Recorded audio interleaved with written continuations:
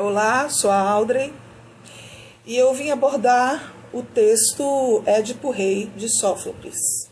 Primeiro eu vou falar um pouquinho da história. A primeira apresentação da peça Édipo Rei foi em Atenas, capital da Grécia. O texto foi preparado para um concurso, mas a obra ficou apenas num segundo lugar. Ele nasceu em Atenas, na capital da Grécia, em 495 a.C. Foi um importante intelectual e autor de peças de teatro. O escritor também atuou como ator. Escreveu mais de 120 peças, embora se estime que apenas 7 tenham sobrevivido. Provavelmente, Édipo Rei é o seu trabalho mais conhecido, embora também seja de sua autoria peças importantes como Antígona, Ajax e Electra. Sófocles participou em vida de 30 concursos de peças de teatro, dos quais venceu 24. O autor teve, portanto, uma carreira como dramaturgo muito celebrada.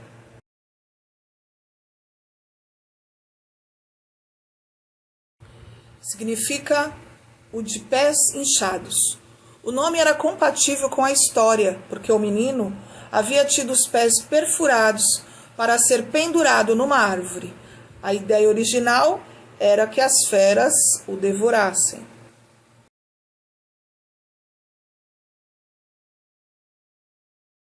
Édipo, protagonista da história, o rei Laio, que é o rei de Tebas. Laio é casado com Jocasta, com quem tem o filho Édipo.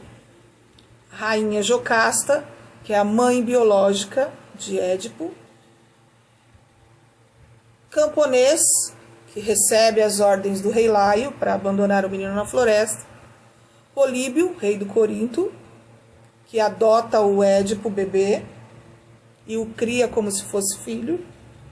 A Esfinge, que é metade mulher e metade leão, que ela propõe o desafio que ninguém consegue desvendar, só o Édipo que aceita a equação, e quando ele se torna o herói.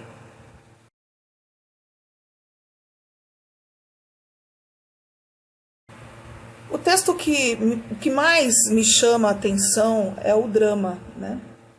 Édipo que realmente possuía 2 pares de pais, um par que sem nenhum remorso aparente ordena, além da sua morte, também a mutilação dos seus pés, e o outro que o amava e o criava como filho verdadeiro, Políbio e Mérope.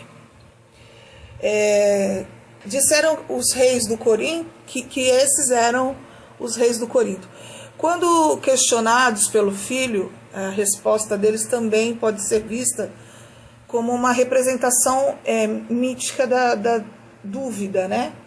De que se alguém pode amar os que não sejam da mesma carne, se o amor entre pais e filhos é inato ou adquirido, se passa pelo sangue ou é conquistado. Perplexo, Édipo indaga ao mensageiro do Corinto, que lhe revelaria ser adotado. Então, ele questiona, né? Por que então ele me chamava de filho? E o mensageiro: o rei te recebeu, Senhor, recém-nascido, das minhas próprias mãos como um presente. E ele amava tanto a mim que lhe viera de mãos estranhas. É plausível todo esse afeto? Édipo questionava muito isso, né? Apesar de ter ocorrido em uma época que o Édipo ainda não podia falar, a tentativa de assassinato ficaria inscrita no próprio corpo do bebê, por meio de uma mutilação dos pés, donde Édipos, pés inchados. A arte grega antiga sempre representava Édipo com um grande chapéu de peregrino viajante, apoiando-se em um bastão por causa da sua dificuldade de andar. Também é um tema simbólico a ser aproveitado. Além da marca do seu próprio corpo, ficaram gravadas em sua mente, de forma não verbal. Adulto, Édipo não sabia que aquele Laio da encruzilhada era o seu verdadeiro pai.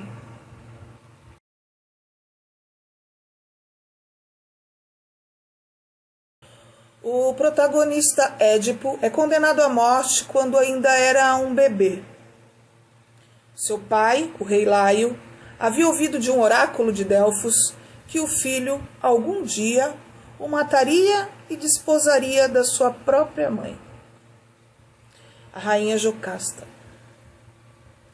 Perturbado com a revelação, o rei julgou que a melhor solução seria matar o menino antes que a profecia se realizasse.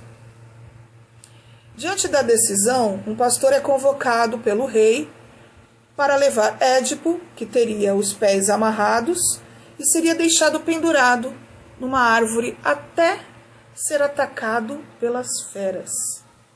Com pena, o pastor desobedece às ordens e leva o bebê para casa. Por ser muito pobre, a família do camponês não consegue reunir condições de criar Édipo e acaba o doando. O bebê vai finalmente para as mãos de Políbio, o rei do Corinto, que passa a tratá-lo como o próprio filho. O rapaz cresce e recebe a revelação perturbadora de que havia sido adotado. Transtornado com a notícia, Édipo sai, desvairado.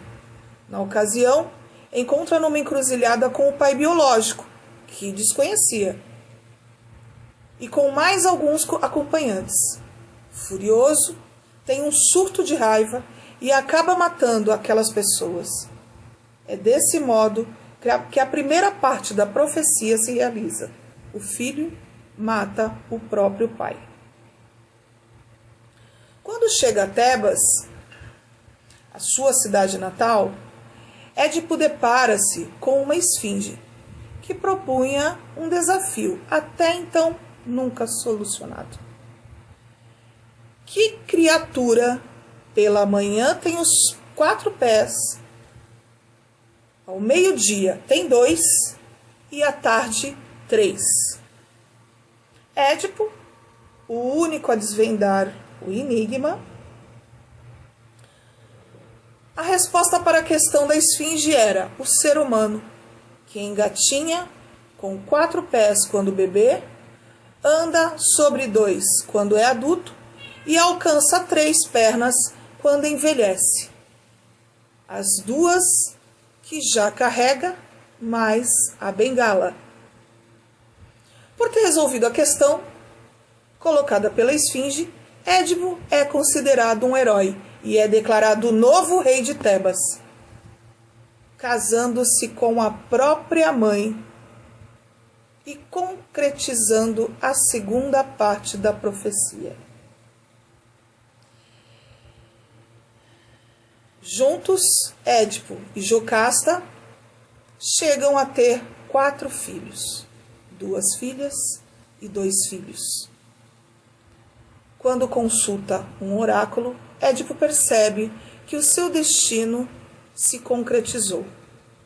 Desesperado, arranca as órbitas dos próprios olhos e afirma que não quer ser testemunha da própria desgraça e dos próprios crimes. A esposa-mãe, por sua vez, a rainha Jocasta, se suicida. Nessa história, o Édipo é o que é, por conta da sua arrogância. Édipo não pode fugir do seu destino.